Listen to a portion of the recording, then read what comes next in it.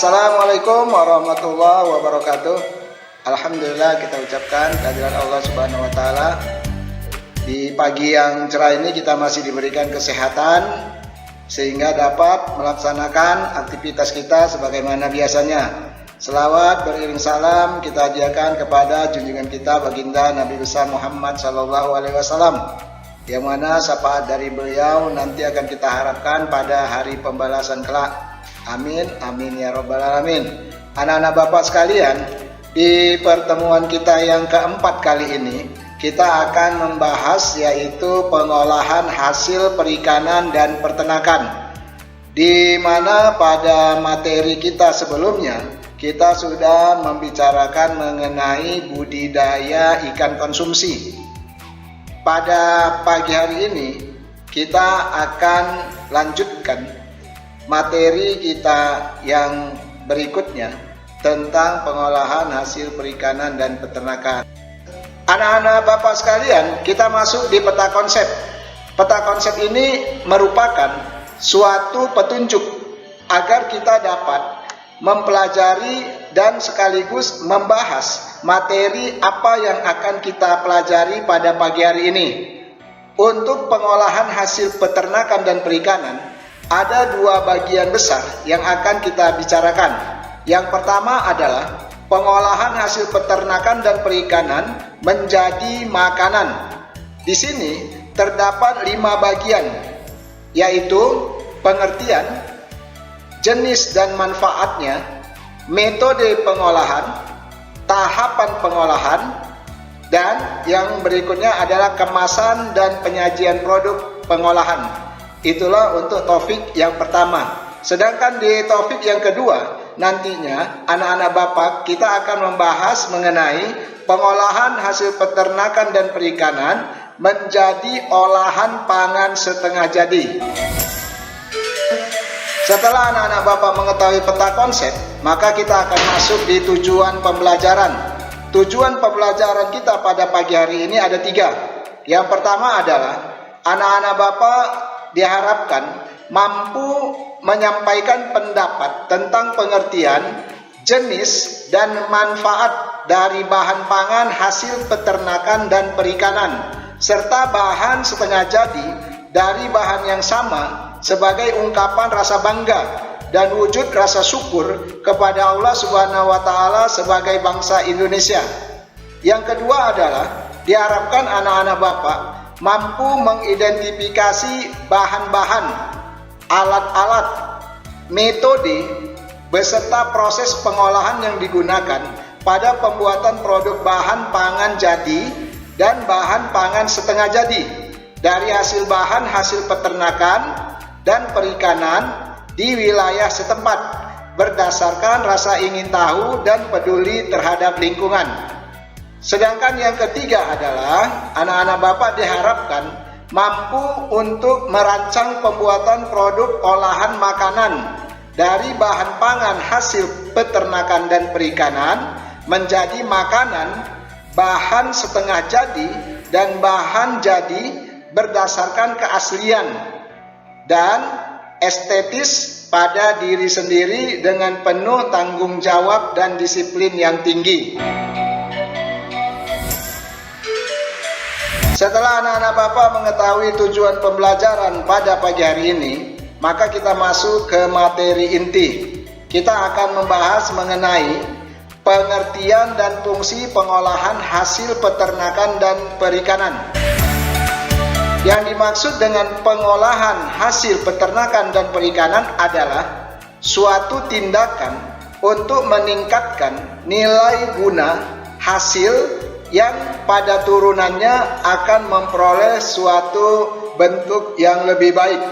Sedangkan pengolahan dapat dilakukan dengan tujuan yang baik, yaitu untuk meningkatkan cita rasa, meningkatkan harga jual, maupun mengawetkan suatu produk.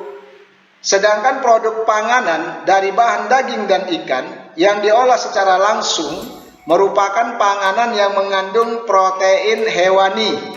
Selain sehat, harganya juga murah dan mudah didapat. Pengolahannya pun cepat. Kini banyak diproduksi suatu pangan olahan dari bahan daging dan ikan yang sudah dibuat menjadi instan atau disebut dengan cepat saji. Selanjutnya kita akan membahas mengenai rancangan ataupun tahapan-tahapan dalam pengolahan hasil perikanan dan peternakan. Ada 4 tahapan yang memang harus kita lewati agar dapat menjadikan suatu produk ini baik dan dapat laku di pasaran. Tahapan yang pertama adalah kita harus memiliki perencanaan. Di perencanaan ini kita harus bisa mengidentifikasi kebutuhan, menganalisis kebutuhan pengolahan pangan berdasarkan kondisi lingkungan. Kemudian kita juga harus mempunyai ide atau gagasan di dalam membuat rencana atau merancang suatu pembuatan pengolahan pangan sesuai dengan hasil identifikasi kebutuhan di setiap wilayah. Tahapan yang kedua adalah setelah kita memiliki suatu perencanaan yang matang, maka kita masuk ke tahapan yang berikutnya, yaitu pembuatan. Di pembuatan ini ada persiapan di dalam merencanakan membeli bahan sesuai dengan kebutuhan. Kemudian ada lagi proses pembuatan mengenai keselamatan kerja dan hal-hal khusus lainnya. Setelah proses pembuatan, kita masuk di proses pengemasan. Pengemasan ini merupakan suatu bentuk yang paling sangat menentukan, karena di sini kita harus menyiapkan wadah penyajian yang semenarik mungkin sehingga orang dapat tertarik untuk membeli. Kemudian dalam wadah ini kita harus membuat suatu kemasan yang memang memenuhi standar kesehatan. Tahapan berikutnya, setelah kita melewati pengemasan, maka kita akan mengevaluasi. Di evaluasi ini adalah kita harus bisa merasakan hasil produk pengolahan ini sudah layak untuk dikonsumsi atau tidak.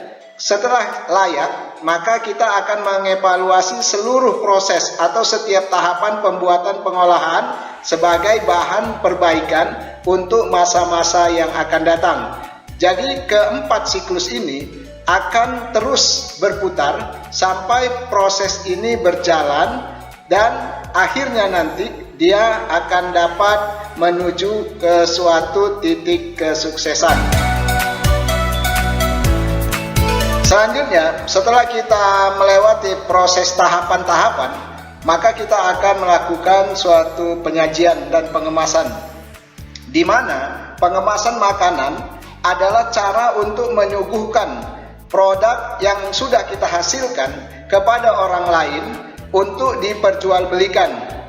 Dan kemasan ini telah ditata berdasarkan komposisi warna, tekstur, rasa, aroma, dan alat kemasan sajian dari makanan yang akan kita pasarkan.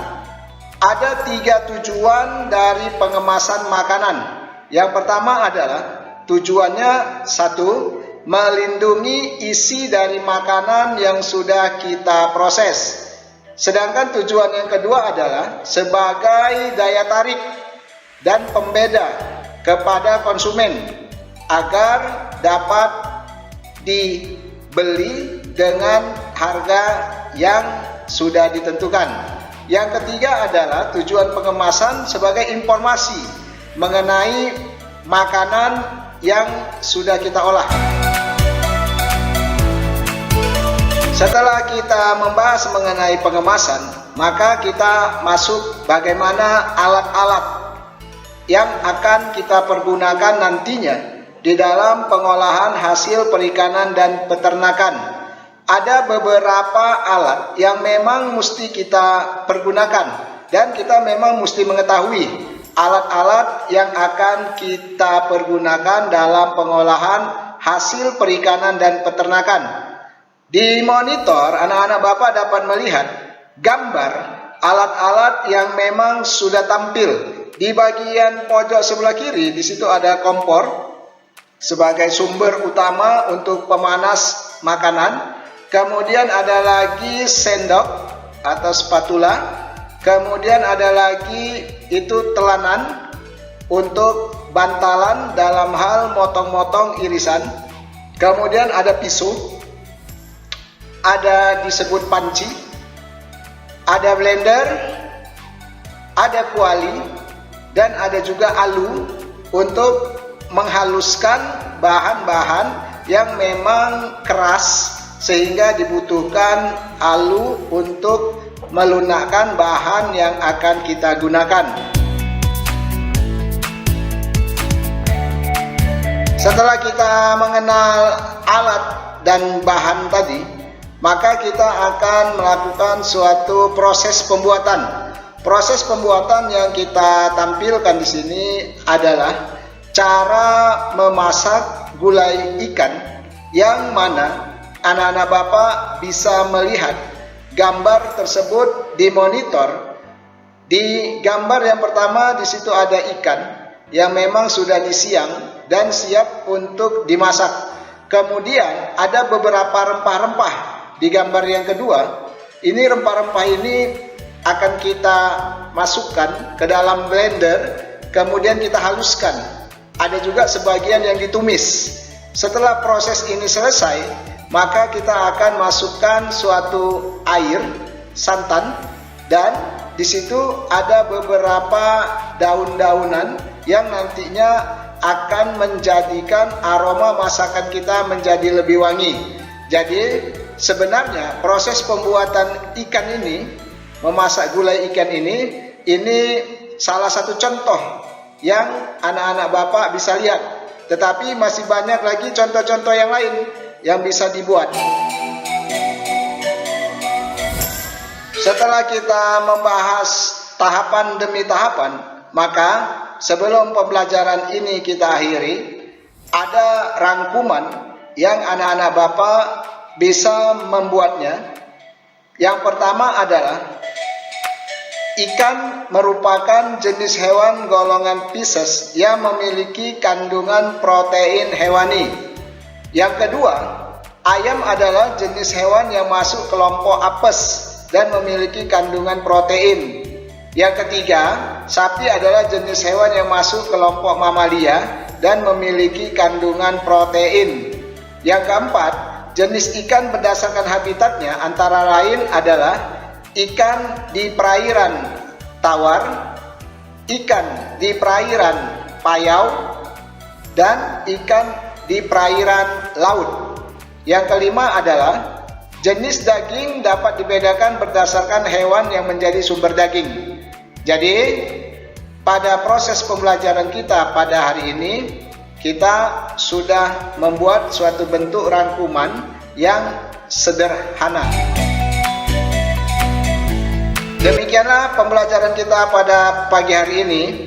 Bapak berharap apa yang disampaikan pada hari ini dapatlah bermanfaat untuk diri Bapak dan untuk anak-anak Bapak sekalian, dan ada suplemen atau tambahan materi yang nantinya akan Bapak kirimkan berupa file PDF, MS Word melalui Google Form ataupun melalui aplikasi WA yang nantinya akan menambah wawasan dalam materi yang sudah kita sampaikan pada pagi hari ini. Bapak rasa pertemuan kita pada hari ini cukup sekian. Wabillahi taufiq wal hidayah. Assalamualaikum warahmatullahi wabarakatuh.